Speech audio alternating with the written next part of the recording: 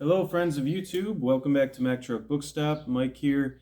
Today we're talking about Sleepwalking Land by Mia Couto from Mozambique. And his parents were both Portuguese who emigrated to Mozambique, I believe pre-independence, if I remember the biography right. And he did grow up and attend university there, from what I remember, and eventually wrote his first novel, Sleepwalking Land. He's written many more novels since, but this one seems to be considered, the classic, as it's up there on the lists of greatest novels from Africa and things like that. Um, but this is the only one I'm reading for this project, obviously. So, Sleepwalking Land, if I had to describe it very succinctly, it's Cormac Mccarthy's The Road meets magical realism, let's say magical surrealism. Like, it's pretty far on the magical end of the spectrum. Pretty wild. And I'm not using this comparison to Cormac McCarthy because he just passed away. It was actually, I commented to my wife that the beginning of this novel was like, wow, I feel like this is the introduction to The Road by Cormac McCarthy. And then a day later, I found out he passed away the next day. Um, Rest in peace. The Road is the only book I've read by him, but hopefully that will change soon. Hint, hint. Um, and I've also seen the movie No Country for Old Men, which is a great movie. But we're talking about Mia Couto, Sleepwalking Land. If you don't believe me that this is similar to The Road, let me just read the beginning for you. First chapter, The Dead Road. Let me also preface this by saying this was written before The Road. This was first published in 1992, and the copyright is actually 1988, the first copyright. So it definitely predates The Road. First chapter, The Dead Road. War had killed the road thereabouts. Hyenas slunk along the tracks, snuffling among ashes and dust. The landscape had blended sadness the likes of which had never been seen before, in colors that clung to the inside of the mouth. They were dirty colors, so dirty that they had lost all their freshness, no longer daring to rise into the blue on the wing. Here the sky had become unimaginable, and creatures had got used to the ground, in resigned apprenticeship of death. The road that now unfolds before our eyes crosses no other. It lies more prostrate than the centuries, alone bearing the burden of all distances. Along the verge, burnt-out cars rot away, the residue of pillage. In the surrounding savannah, only the baobabs contemplate the world shedding its flowers. An old man and a boy make their way along the road. They walk with swaying gait, as if journeying has been their only occupation since birth. Their destination is the other side of nowhere, their arrival a non-departure, awaiting what lies ahead. They are fleeing the war that has contaminated their whole country. They advance under the illusion that somewhere beyond there lies a quiet haven. They walk barefoot, their clothes the same color as the road. The old man's name is Twair. He is skinny and seems to have lost all substance. The boy is called Muidinga. He has been walking ahead ever since he left the refugee camp. He has a slight but noticeable limp, his leg dallying longer than his step, the vestige of an illness that had but recently dragged him near to death. It was old Twahir who had taken him in when everyone else had abandoned him. The boy no longer had a country. His snot oozed from his whole head rather than his nose. The old man had to teach him all the beginnings, to walk, speak, and think. Muidinga became a little boy all over again. But this second childhood was hurried along by the needs of survival. When they had begun their journey, he was already in the habit of singing, giving vent to his gamely self-amusement. In solitude's company, however, his song eventually migrated from itself. The two travelers matched the road, withered and devoid of hope.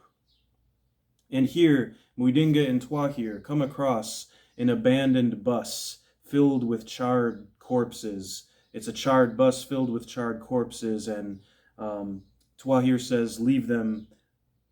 They're no longer contaminated because they've been cleansed by fire.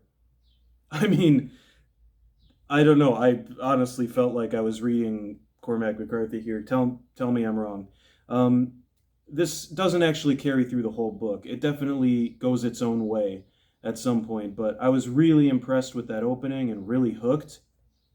And I really loved how the first 70, 80, 90 pages or so developed. Um, when they come across this abandoned bus, the boy Muidinga finds a journal of a that written by somebody named Kinzu, and Kinzu is also in some ways an orphan.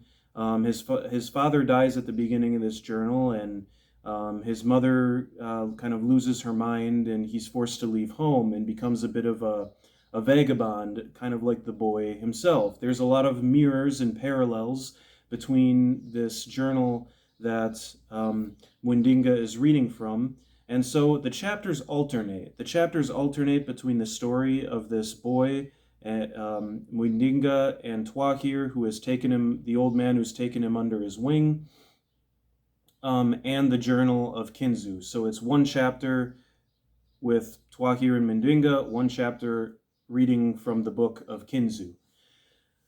And the stories mirror each other in many ways. So this is kind of where the magical realism, again, I said, was more of a magical surrealism. There's parts of this book that are just like the events that are happening are so surreal that the only realism to the book is actually just the war that's going on. And I don't know how I feel about this. I think I like I don't know. I have really mixed feelings about the book. While I really liked how it began and everything, there were just certain things about it that I couldn't make sense of. And I know it's okay, as I talked about in the last video, to not understand everything. There was so much symbolism, and a lot of the times I just couldn't. Like there were kind of shocking moments. Like they meet in, this is, I guess, a small spoiler, but it's not a major event of the major plot of the story. They Twahir and Windinga come across an old man named Skellington, who kind of rescues them from a trap they fall in, but then imprisons them in a net, and then eventually he dies by sticking his finger in his ear and then like bleeding from the ear and then deflating is kind of what it seems like. And now remember, this is a translation from Portuguese. I don't know how accurate it is, but I do feel that the Portuguese, compared to the other translations of Portuguese books that I've read, there is a certain feel of Portuguese when it's translated into English. And it's something that is kind of consistent across all of the Portuguese translated books I've read for this project, which are four, if you include the graphic novel from Brazil. But yeah, I'm more talking about the three others. Actually, is it four or five now? I can't remember. Yeah, it might be five. But so anyway, I was saying that the surrealism, right? So like this man just deflating or whatever. It's just kind of like, but what is the meaning of that? Is it just there to shock? Does it have symbolism? And it's like I could reread the book, but I never ended up getting like super attached to any of the characters. We're always bouncing back and forth between Windinga, Twahir, and the story of Kinzu. And while like the atmosphere of the novel is probably the biggest plus. If you like just really atmospheric books, this one really nails this sort of like atmosphere of war that gets to a point of like apocalyptic. I mean, living in a war-torn nation, it's really funny that post-apocalyptic novels really have only reached full popularity in like the United States and maybe some parts of Europe. Whereas in other parts of the world, all you really have to do is read a war novel, because that's what we get out of post-apocalyptic novels is imagining like the United States. What if it fell into, complete a war-torn hell, which we haven't seen since the Civil War. really, at least on our own soil. And it's like nations that have actually experienced this kind of war that is like an apocalyptic hell, and you can't really see the other side of it. Which is, again, the Fallout series begins with war. War never changes. War and war novels and post-apocalyptic novels are inherently connected in that way. Just, I think one is from the perspective of a nation who needs to imagine it rather than one that has actually experienced it. I went on a bit of a tangent there, but that is one of the biggest things I got out of the book. Now, another thing, there were some really uncomfortable scenes in it. There's at least three. I don't know what you can say on YouTube these days. Like, um, yeah, it's RAPE scenes. Trigger warning. These they are yeah. There's some really uncomfortable scenes in this novel. So it's like, and one of them just went like a little far for me. So there's that to keep in mind. Um, it's weird because I think like there could be an argument that such a scene could be artistic and has a purpose and a place, especially in like so many war novels. But it's like I tend to respect it more when an author doesn't need to like actually show that scene, or if it is integrated, it's not there just to shock you and show you like, oh, this is how terrible war is, because it's like we know. So I don't know. I kind of have mixed feelings about that. There is, I mean, there's really brilliant writing in here, especially from an atmospheric perspective. It did keep me entertained enough to not like, hey, I was like, okay, I want to know how this ends. And the ending was really interesting. The ending made me want to go back and reread certain parts. Um, yeah, apart from like the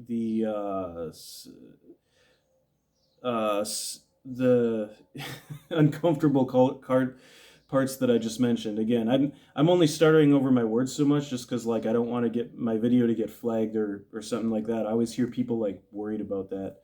Um, I guess I should do some research into that. I don't care about monetization because I don't care. I'm not doing this for that reason. But if someone knows more about like what YouTube allows, please let me know. So, another thing I was wondering, there was a part in the early part of the novel where Kinzu is talking to an Indian man, and they're talking about the sun setting over towards India. And that made me think, like, wait, the sun rises in the east and sets in the west, in like the whole world.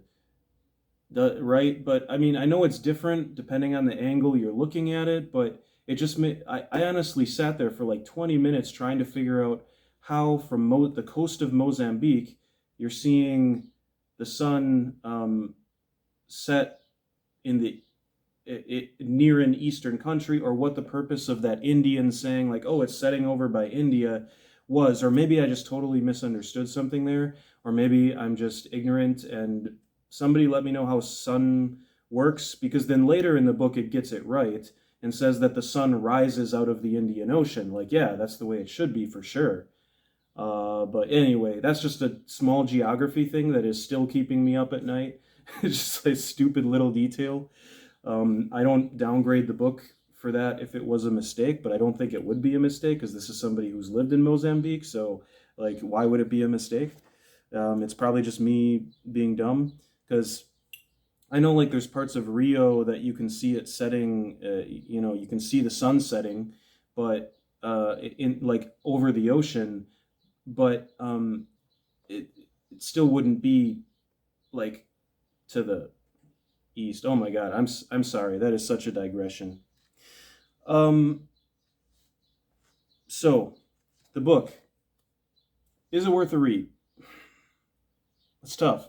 It's not one. It's not definitely not the first one that I would recommend. Would I reread it?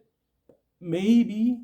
I mean, I'd have to get pretty deep, I think, on my list of books like rereading a lot of other books before I got to rereading this one.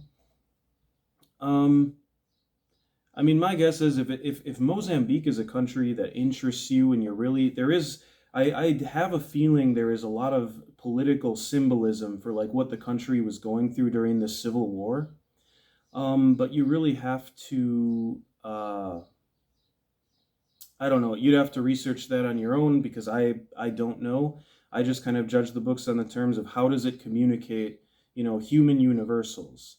I'm not going all out into researching the countries, so this one definitely had those moments of like, okay, this seems like I need to know something about the country here to understand it. But the general gist is that after independence, the ruling party of Mozambique went a Marxist direction, and the insurgents were, uh, also being funded by foreign powers, but they were like non-Marxists. Uh, Whatever. I don't know the intricacies to it. That's about all I know. So I won't say any more because I don't know any more. But it sounds like it was a horrific war, and in this book, you have a lot of these symbols, as I talked about, like the female characters in the book tend to be treated, I feel, more as symbols. I don't feel the female characters are really strong or well thought out. Even the male characters, I kind of had a hard time relating and connecting to. It's I didn't feel the characters were as strong as the atmosphere for sure, and that's what keeps me from really getting into the book. So this is there's books that are memorable but not moving, just as there are books that are moving but not memorable. So I can think of books in my past that have made me cry at the end of them, and I don't even remember the title or exactly what happened.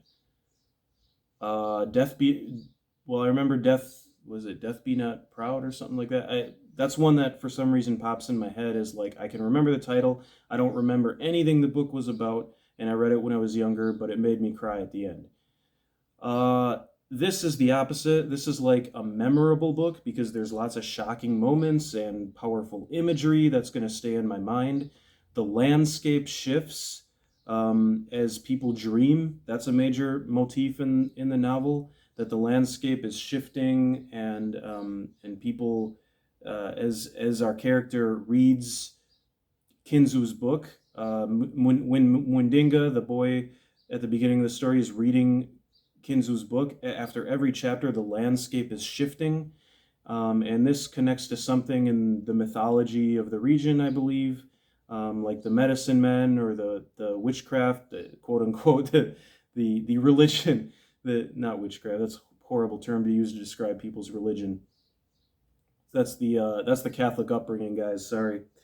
So the medicine men and the religion and all of this is tied into the dreaming and the landscape shifting. That's a major motif in the novel, and so this book was memorable images, memorable ideas, but it didn't move me, and I don't know why. I mean, it's a war novel, and if we talk about like here's I guess kind of a major spoiler. So if this book interests you, maybe turn the video off now. But like at the end of the book, it becomes really obvious in symbolism what there's a medicine man that turns like this entire village into animals. And the idea is that, war turns us into animals is kind of and it really hits you over the head with that symbolism, that metaphor. But it didn't move me. It's kind of like there's books that have shown that in more effective ways, and there's kind of more to say around that than just war in hard conditions turns us into animals. There's a lot more there's a lot farther to look into, I think, and that alone did not move me as an ending. Although there is something at the ending, like I said, that makes you reconsider the whole book and what just happened. It's more of like a twist ending on an intellectual level rather than an ending that moved me emotionally. So memorable but not moving, atmospheric, but not strong characters, uncomfortable moments, but a very strong first half that keeps you reading and kind of carries the rest of the book through to the end.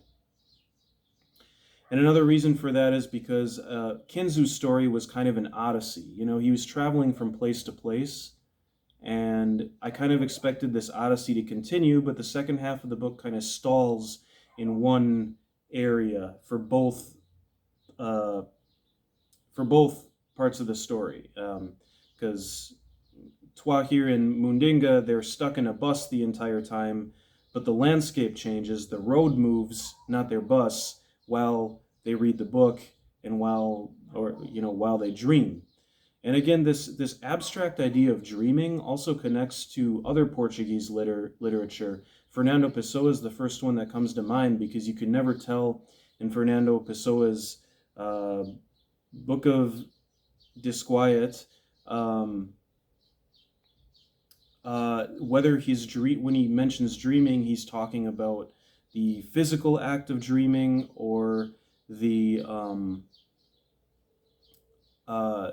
daydreaming, you know, or like reading and imagining and things like that. So that concept seems very prevalent in when I say Portuguese literature, I'm referring to Portuguese language literature, because it all kind of influences each other, you know, Angola with Mozambique and Portugal and Brazil.